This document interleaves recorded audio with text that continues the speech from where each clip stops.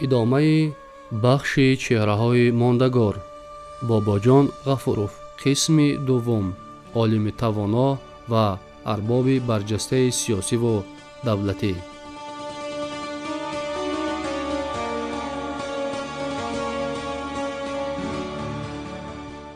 فرزند فرزانه ملت تاجیک و خادم برجسته سیاسی و دولتی، اکادمیک باباجان غفوروف برای پیشرفت جامعه تاجیکستان، انکشاف علم و فرهنگ تاجیک و شرقشناسی جهان سهم فراموش‌ناپذیر گذاشته. برای خدمت‌های بزرگ و زحمت و تلاش‌های صادقانه‌اش در راه شناخت اصالت ملی خلق تاجیک و معرفی ارزنده تاجیکان در عرصه جهان با عنوان عالی قهرمان تاجیکستان سزاوار گردیده است.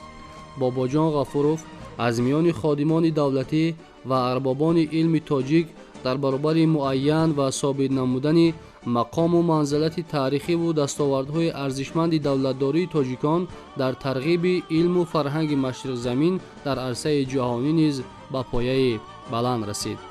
او تمام حیات خود را صرف تحقیق و آموزش تاریخ دولتداری ملت کهن‌بنیاد تاجیک نموده، در طول فعالیت پربرکت خویش نه فقط تاریخ کامل تاجیکان را به وجود آورد، بلکه در تحقیق تاریخ بسیار خلق‌های مشرق زمین نیز سهمی ارزنده گذاشت.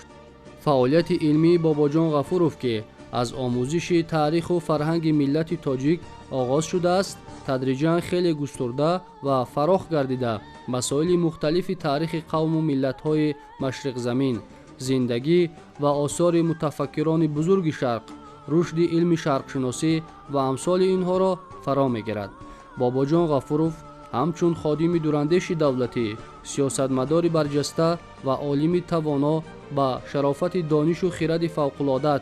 مهارت بلند تشکیلاتچی خود در تشکل حیات نو و پیشرفت ساحه‌های گوناگون اقتصادیات و اجتماعیات تاجیکستان خدمت بی‌سابقه کرده است.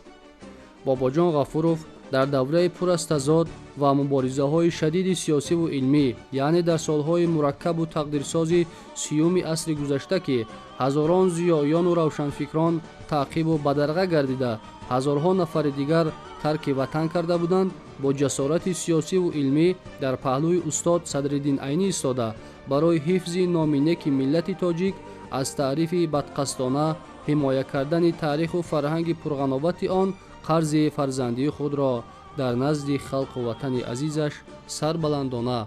ادا نمود. او در مقام راهبر اول حزبی تاجیکستان نه تنها برای رشد و آبادی همه جانبه آن هدفمندانه کوشش و تلاش نمود، بلکه تاریخ مختصر خلق تاجیک و شاه اثر تاریخی تاجیکان را تألیف نموده، با همین اقدام خود مکتب علمی و سنتی تاریخ نگاری معاصر تاجیک را بنیاد گذاشت. اکادمیک باباجان غفوروف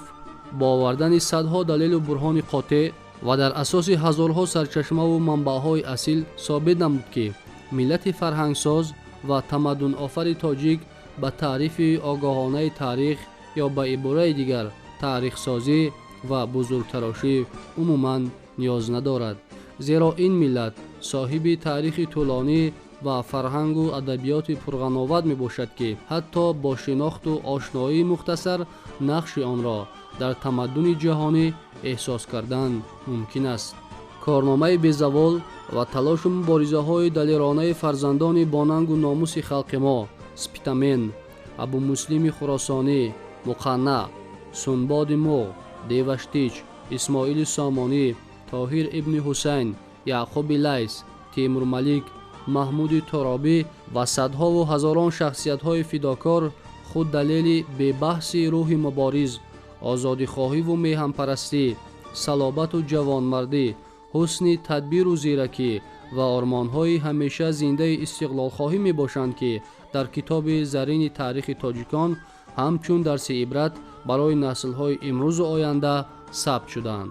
حتی تلاش و پیکار بیش از 30 ساله فردوسی در نگارش شاهنامه نمونه عالی وطن دوستی و استقلال خواهی می باشد که با تصویر تاریخ پر افتخار دولت و دولتداری نیاگان ما دم شمشیر خونریز بیگانگان را گرفت و با ستایش تمدن چندین هزار ساله گذشتگان ملت ما را از خطر پریشانی و پراکندگی رهایی بخشید. اگر ابوالقاسم فردوسی گذشته‌های پر افتخار وطنش را در شاهنامه بی‌زوال خود پیش نظر نسل‌های نو به نوع انسان‌ها به جلوه آورده باشد، عین همین کار را استاد باباجان غفورов در کتاب بی‌زوال خود تاجیکان با سندهای علمی انجام داده است. علاوه بر این، تاریخ گواه است که تاجیکان بارها با استیلاگران روبرو شدند که در زمان خود نیرومندترین بودند، ولی اجداد ما با حفظ زبان شیرین و شاعرانه و شیوای مادری، سنت‌های ادبی و فرهنگی و اندیشه ملی خود بر آنها غالب آمده اصالت ملیشان را نگاه داشتند. بخش چهره‌های ماندگار در باب باباجان غفورov در قسم دوم عالم توانا و ارباب برجسته سیاسی و دولتی ادامه دارد. شما را در نشرهای دیگر به ادامه روزگار، آثار و کارنامه باباجان غفورov تحت عنوان عالم توانا و ارباب برجسته سیاسی و دولتی شناس خواهیم کرد.